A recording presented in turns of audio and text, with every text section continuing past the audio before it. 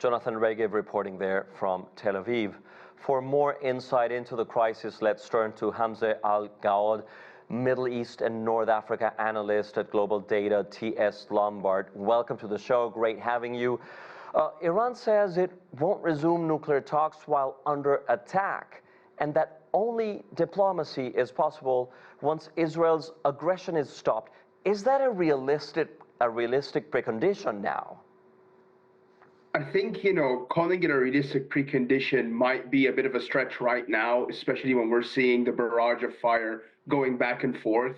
But I think the Iranian position really and truly is they need to ensure that they save face with their own, people, populace, and constituents in Iran itself in order for them to say, well, we've done our part, we were attacked first, we've done the retaliatory attacks that we need to do, now we can get to the negotiating table.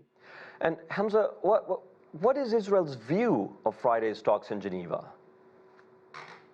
I think, Friday's talks in Geneva, first and foremost, we should probably look back at the G7 summit, right? With Trump walking out of that summit and some of the statements that did come out of that summit, I think, people are still kind of early on the track of diplomacy, but it is a very strong initial step. Just bringing the countries together and trying to get to an accord is at least a good initial step. Plus, having Iraq come out and say, we are interested in diplomacy, I think that opens up the door that Trump has been trying to get out throughout his tweets and throughout his recent speeches. But at the same time, U.S. President Trump has given Iran a maximum 2-week deadline. What happens if they don't comply, and how hard is it for the U.S. president to walk this, razor-thin line? You mentioned it yourself, right? It is a razor-thin line, and, an ancient Greek saying is that truth is the first casualty of war, so it's kind of difficult to, stick to that deadline. We also know about Trump walking back some of his tariff talk, so we do need to take that into consideration. But I think the more important aspect about that 2-week deadline is the fact that both Iran and Israel itself don't have large military industrial complexes. So, just the barrages of strikes that we saw last week, I think in general that intensity has reduced to an extent.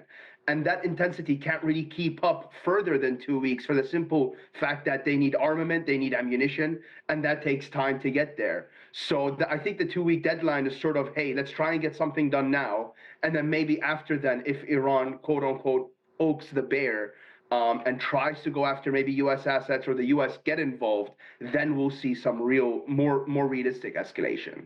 Meanwhile, France warns there's no definitive solution through military means to this nuclear issue. How are countries in Europe viewing this conflict? I think there's a mix of opinions. There was a somewhat famous quote in a ZDF interview after the G7 summit by Chancellor Merz of Germany. And he said, the Israelis are carrying out the dirty work for the rest of the world. So from the European perspective, Iran has been sort of viewed as the pariah state, as a trouble state in the Middle East. They view them as a state that backs different proxies, whether that's in Lebanon, Iraq, Syria, Yemen, and the Houthis, etc. So I think from the European perspective, Israel is doing what the U.S. touted in its war on terror, preemptive strikes. Let's try and get there before that bomb is made. Let's try and get the ballistic program removed because it's a threat to not only Israel and the region, but to Europe as well, technically, if you look at the range of Iranian missiles. So I think that's the European point of view. They view diplomacy as the most important path forward, but really and truly the decision lies in the hands of Israel and the United States. The Europeans are sort of on the sidelines, really and truly, when it comes to the situation. And in terms of oil and gas, prices have seemed to keep some stability. Nevertheless, where do you see them headed in the future? So I think, for the time being, markets are pricing in a little bit of risk because of the flow of oil. And I think that risk is, stabilizing around about the $75, $76 per barrel for Brent. I think it's around about $73 for WTI, if I'm not wrong. So I think it's mainly about oil flows. We've seen the strikes in Iran focused on downstream oil facilities. So they're not striking upstream, they're not striking oil wells or LNG wells, which actually happened.